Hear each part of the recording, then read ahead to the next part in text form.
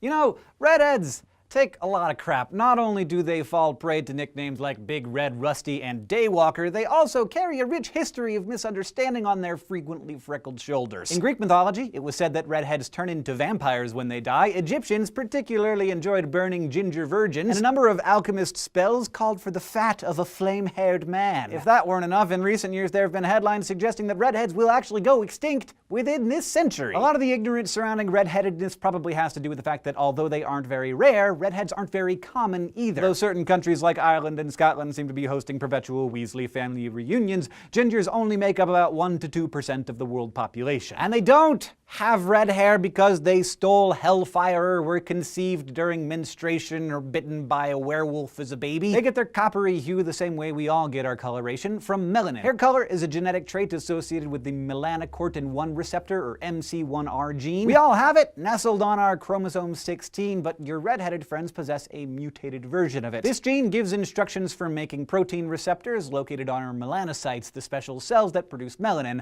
Melanin is what gives our eyes, hair, and skin their distinct hue, and it comes in 2 varieties: eumelanin and pheomelanin. A person producing mostly eumelanin will have darker hair and skin that tans easily and is better protected from the sun's UV radiation. But if you're brewing mostly pheomelanin, you're gonna have reddish or blonde hair, fair skin that burns easily because it's not naturally protected from the sun. That's why fair folk have an increased risk of skin cancer. It's that MC1R gene that dictates what kind of melanin you get. If the gene is activated, you'll end up with more eumelanin and will be darker complected. If those receptors don't trigger, your cells pump out the fair pheomelanin. We're not exactly sure just how far back the trait goes, but scientists recently extracted a version of the ginger gene from the remains of 2 Neanderthals, indicating that at least some of them were redheads. However, the gene was a variant, not the one present in modern humans, indicating the mutation evolved independently from human redheadedness in an example of convergent evolution. Now you may be wondering why both humans and Neanderthal genes would perpetuate a skin type so prone to sunburns. Well,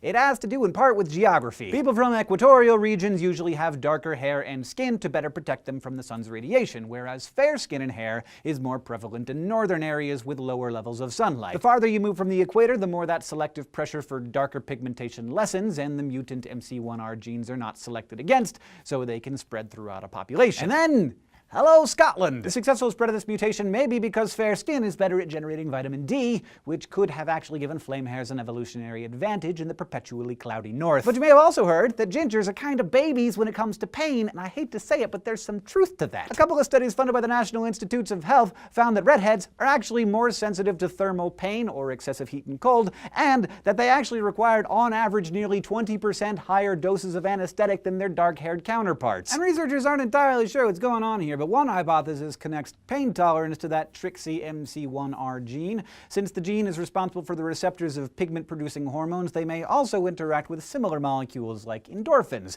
our body's natural painkillers. And finally, what about that great imminent ginger extinction?